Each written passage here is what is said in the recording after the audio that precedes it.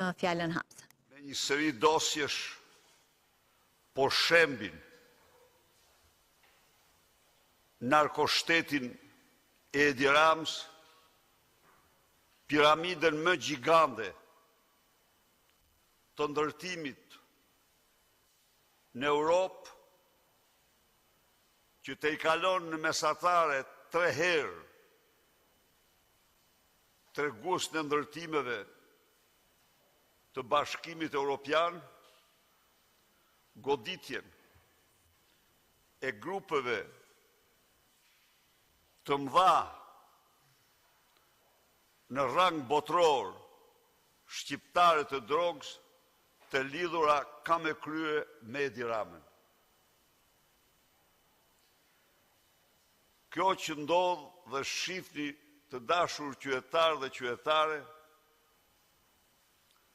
është kryekfut vepër e politikës zyrtare që ndoqi Edi Rama, i frymzuar edhe nga mentori i tij George Soros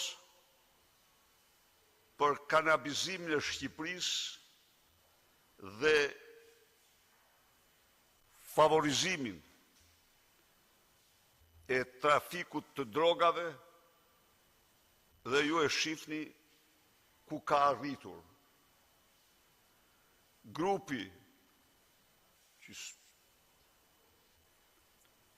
Një grup i fundit, Salvatore Alia, ky është një emër se kishim dëgjuar kurrë, ky grup ka disponuar në dokumenta 50 tonelata drogë. Imagjinoni ju çfarë fuqie shkatërruese ka patur kundër opozicës dhe qytetarëve shqiptarë. Nuk kisha ndëgjuar kurrë një grup me 50 tonelata kokainë. Grupi u te i kalua, u harrua grupi i Franz Çopjes, që kishte 28 tonelata, kjo del grupi i Gjika Alia e tjerë me 50 tonelata. Që të gjithë të udhëhequr, të frymzuar, të mbështetur nga Ergys Agasi dhe Edi Rama. Shqiptarët pra mësojnë se regjimi Edi Ramës noton në drogë dhe krim.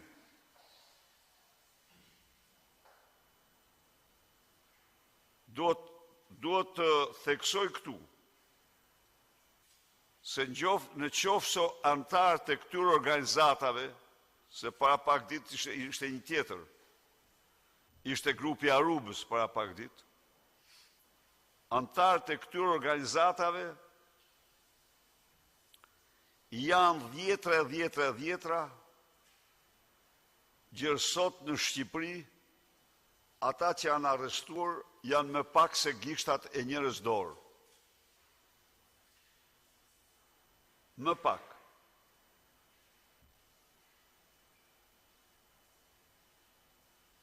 Kjo është sepse, siç ka theksuar Nikola Gratieri,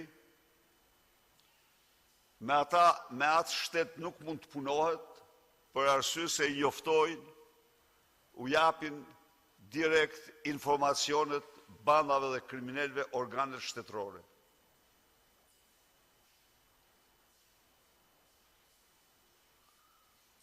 Kuptohet tani se çfarë rreziku madhor përfaqëson regjimi i Edi Ramës, jo vetëm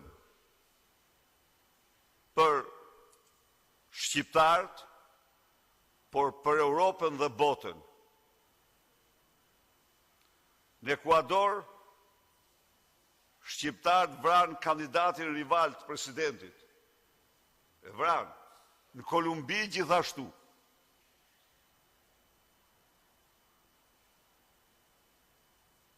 Dhe të gjithë këta e kanë të hapur zyrën e Edi Ramës, e kanë si vllaul si Ramën, dhe e kanë në krye koordinatorin Ergjys Agasi. Kjo është e vërteta. Por këto janë zhvillime që duhen përshëndetur. Partia Demokratike ka qenë konsekuente. Ka qenë konsekuente në denoncimin e pandërprerë të mafjes dhe grupeve mafioze dhe të narkoshtetit. Tani unë i pyes ata që mohojnë narkoshtetin në Shqipëri. U them, këta me 50 tonelata drogë, çfarë janë? Para atyre ishte grupi Arubës, një me qeveritarët. Dhe për faqen e zezë të Altin Dumanit, mban sekret qeveritarit dhe qeveritarët që kanë shku në Aruba. E kuptoni ju se si shtrihet narkoshteti? Po për çdo qytetar, interesi më i madh është në radhë të parë për zyrtarin dhe qeveritarin që ka arritur marrëveshjen në Aruba. Sigurisht dhe për të tjerë, për biznismen, për trafikantët, po kryesor është qeveritari.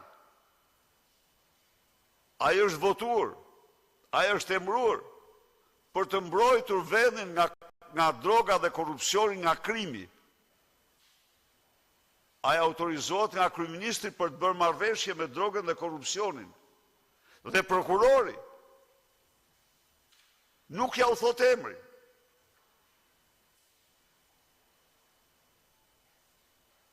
Prokurori, me qenë se gjithçka, të gjitha rrugë çojnë te Edi Rama, nuk i përmend emra.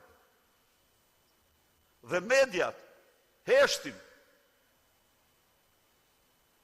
Dhe mediat, në vend që të ndahen parazithash në këtë element,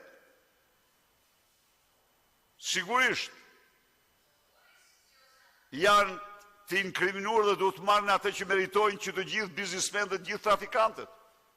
Por ama, prania e qeveritarëve në takim në Aruba dhe fshehja e pranisë tyre është dëshmia më flagrante e narkoshtetit. Pse fshetja? Sepse atë duhet shkosh te Edi Rama, një lloj si me Lubin. Duhet shkoj te Edi Rama. Pra, ne duhet jemi, siç kemi qenë, shumë aktiv. Një në radhë parë,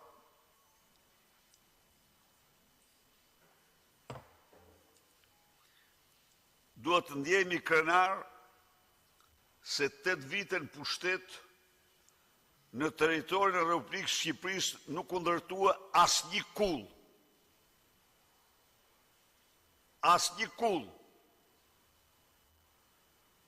Plani i përgjithshëm i rregullimit Tiranës lejonte pallate 8 katësh, maksimumi.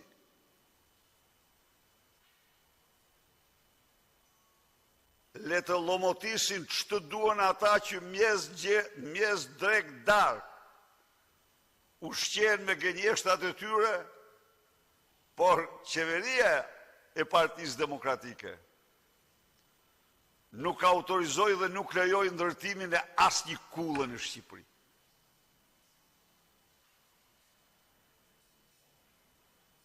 Si monumente, si dëshmi e korrupsionit dhe e drogës. kemi denoncuar dhe denoncojmë me forcën më të madhe ndërtimin e kullave kudo që ndodhen. Por kjo është vepër e Edi Ramës dhe lidhjeve të tij, e narkoshtetit të tij. Ndaj dhe ju bëj thirrje mediave të investigojnë për gjetur qeveritarin e Arubës, si kundër Komisioni i Ligjeve të thras me urgjencë, prokurorin e përgjithshëm dhe prokurorin e skapit, pse mbron qeveritarin. Të vijë aty t'jap llogari pse mbron emrin e qeveritarit. Çfarë sekreti mund të jetë? I vetmi që s'mund të jetë sekret është ai.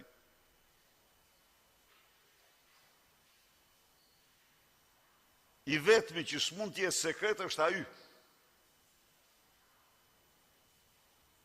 S'ka, ai ka shkuar aty për t'u garantuar se malin e Tiranës e keni ju dhe jo vetëm malin e Tiranës, po kush e di sa malet tjera që po mbin çdo ditë.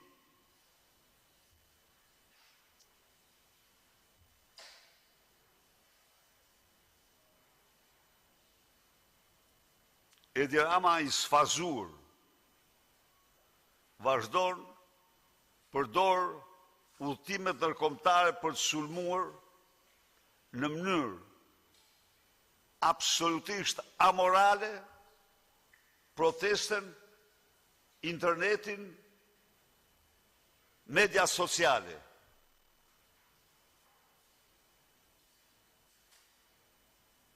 Të cilat sipas tij po e transformojnë realitetin. Po ka realitet më të hidhur se sa raporti i OSB-s që e akuzonte direkt për 200 milion euro në llogarit offshore në vitin 2014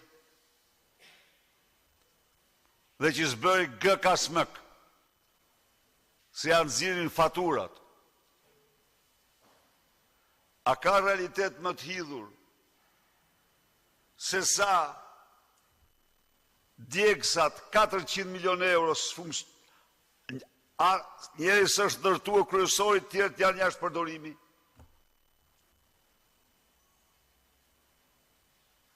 Po këtë realitet nuk e lën vjedhja të për ta pa. Ja ka vërbuar syt vjedhja dhe pushteti. A ka realitet më të hidhur se sa impianti për punimin të ujrave të zeza të Tiranës $120 milion kredi e qeverisë japoneze për Shqipërinë dhe s'ka është një lloj si djegsi i Tiranës?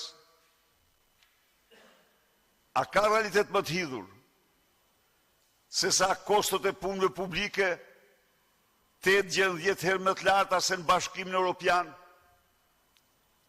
A ka realitet më të hidhur se sa zbatimin vetëm të 5% të projekteve në afatin e caktuar?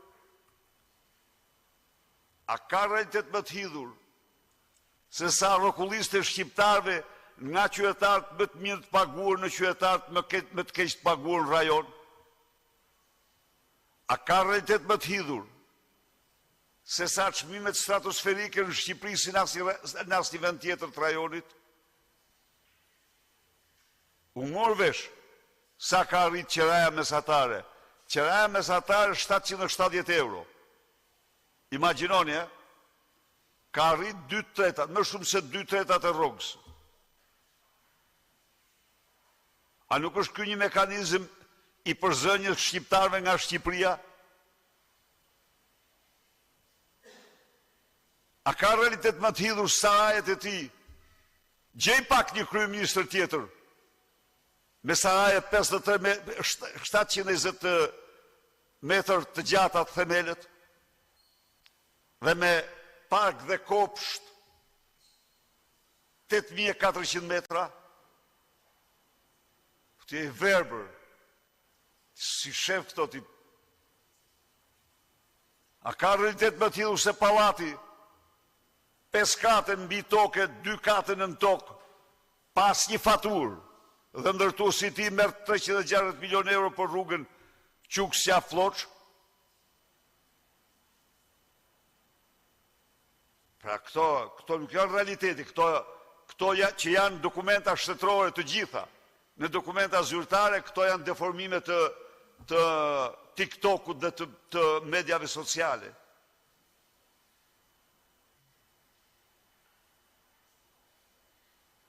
Dhe qenë ka, dhe Europa tani nuk ka nevojë të mbrohet vetëm me shield, me atë mburojnë antiraketore bërthamore, po duhet dhe anti-internet tani.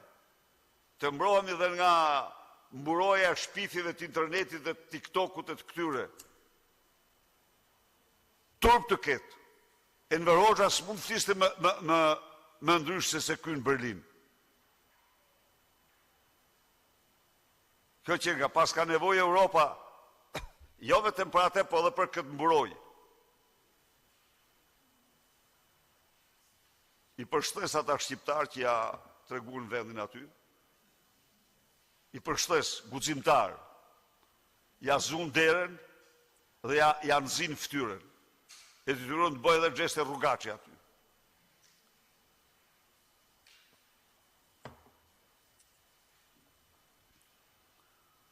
Tani kanë filluar kërcënime ndaj protestuesve. Personalisht Edi Rama dhe skute e tij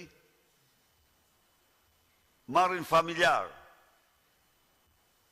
zyrtar dhe i kërcënojnë për largimin nga puna ose rikthimin e largimin e fëmijëve nga protesta. Kjo është e vërtetë. Vjollë Ca Hyseni që është një shtrig e vërtet, ju them një gjë unë, në qoftë se ka një njeri shtrig është ajo. Dhe i them që absolutisht do përgjigjesh, do marrësh përgjegjësitë më të rënda për çdo ndërhyrje që bën. Se edhe ne po të monitorojmë si duhet. Se tani me çdo kush që të mbaj vendin, e larguar nga detyra për dërgim, e larguar nga detyra për dërgimin të dhënave, për grabitje të dhënave në shërbimin informativ të Kosovës dhe zhdukje të tyre me siguri drejt Beogradit, dhe që vizitën e parë, sa e mori detyrën e bërin Beograd, vizitë 3 ditore, tani po shkëmben eksperiencë me shërbimet e Vučićit.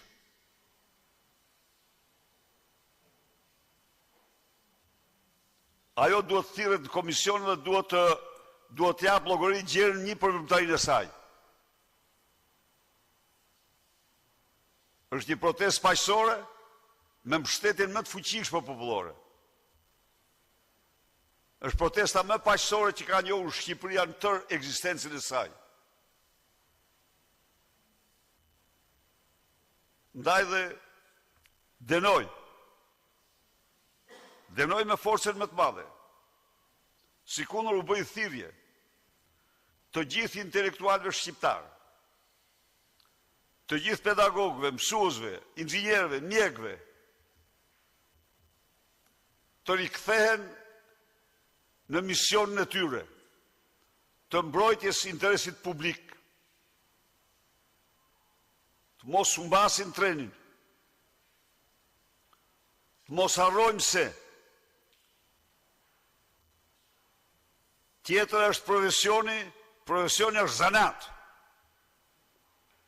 po thelbi intelektualit është mbrojtja e interesit publik. Kjo i bashkon ata pavarësisht nga zanate të ndryshme.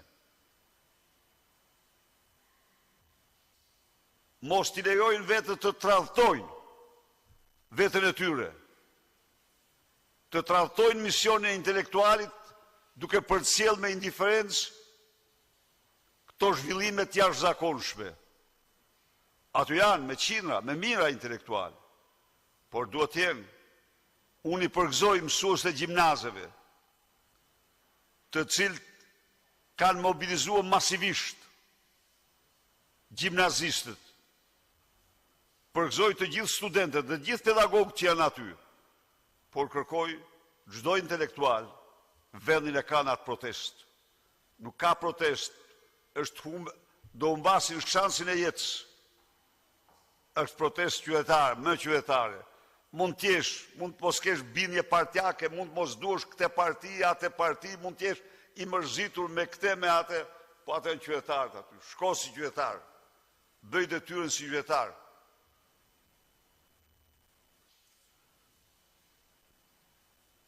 Kërcënimet e Edi Rams janë të dënueshme. Kërcënimet që janë bërë deputetës Koçeku janë absolutisht të dënueshme. Tregon dhe njëherë ligjin e mafjes. Tregon se këtu ai ka vetëm një ligj, ka ligjin e mafjes. Ndaj dhe prapë thirrja ime është të gjithë, i madh e i vogël, sa atje ka dhe fëmijë, ka dhe tri, shumë bukur, se është paqësore, është festive. Të gjithë në protest. Partia Demokratike nuk është organizatore e saj. Partia Demokratike në mënyrë absolute është respekt të plot të rinisë dhe qytetarëve, fibrës tyre, por agenda e tyre për largimin e Edi Rams është përpjekja jonë për i kaq vitesh. Agenda e tyre për ligjet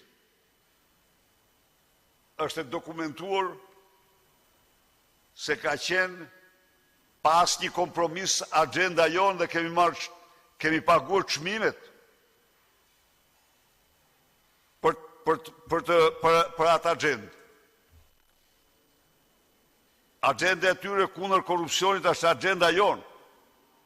E pati ju si e nëzori atë, si dole ai ministri, i tregon të deputetit listën e kompanive. A ju kujtohet kur i thash ti e Klyshi Belindës, i Lubis? Dhe doli aty tani. I kam thënë një para që në fillim, se e dia që e ka emruar Lubia atë. Ha e pasin të ore, si oficer sigurime, i pa ftyrë, i pa turp. Qa do thot ti? A ka shantazh me stalinistë se ky? Ke 17 kompani. Po mirë, mund të kesh 70 kompania, që janë ka kjo, mortja, më thapë. Shiko mor që janë këta, më thapë. Këta në bandit. A i meriton të hiqet mandati dhe për shantazh politik të shkoj atje ku e ka vendin. Çfarë paska se paska 17 kompania i? Po e mund të ketë 27. Ti ke ligje, po të s'ke ligje, ti e mafioz. Këta të i kalojnë, shiko, këta të i kalojnë çdo lloj kufiri. Ministrë financash, edhe me këshutje. Ja ku i ke këto, të kujt janë këto 17 kompani? Çfarë kishte ato 17 me kohë, na thuj pak? Këto çfarë i keqnisur, i zgjedhur nga gjenerata e keqnisur, ka qenë një gjenerate e viteve 70, dhe malparti. Si mund të bënte një ministër një akt të tillë? S'ka ndodhur ndonjëherë më tapë. E them këtë, për të parë se këta nuk lanë gur pa lujtur, pa lviz, për të kërcënuar njerëz, për të shantazhuar. Po ti je ministër, mos e thoj. Qoftë se s'ka paguar taksën, shko, merr masat. Në qoftë se si ka të ligjshme, bllokoj. Po ti shkosh nxjerrësh listë, se ke marrë një listë aty dhe krenaria dhe ja, të kujt janë këto? Na thuj pak. Pra, por këte sigurisht se aty sundon Lubia, edhe njerë ju them, po transporton me skaf në Greqi, ka krye 3 udhëtime dhe skafi plot. Sigurisht gjërat më të çmuara që janë parat që ajo ka. Është e sigurt kjo, sipas burimeve. Dhe po përgatitet azili i saj. Ata që mendonin se këtë javë, ju siguroj se shumë shpejt do të mirëni vesh se ajo është instaluar në një shtet tjetër. Po, ja këtu do jemi. Përgatitet po bëhen. Gjërat në Shqipëri, sa është thënë për kontejnert, eurot në kontejner. Dje publikova një mesazh qytetarit digital. Qytetari digital me kërkoi ndjes sot. Më tha nuk ishin 2, po ishin 3 kontejner. Po, më fal doktor, tha ishin 3 kontejner dhe më dha disa dhëna tjera, po kjo është, korrigjoj shifrën. Nuk ka këtu është nga mbin kullat, nga kontejnert e eurove. Faleminderit. Mediat, faleminderit, na falin tani. Do të diskutojmë çështën deri në ditës.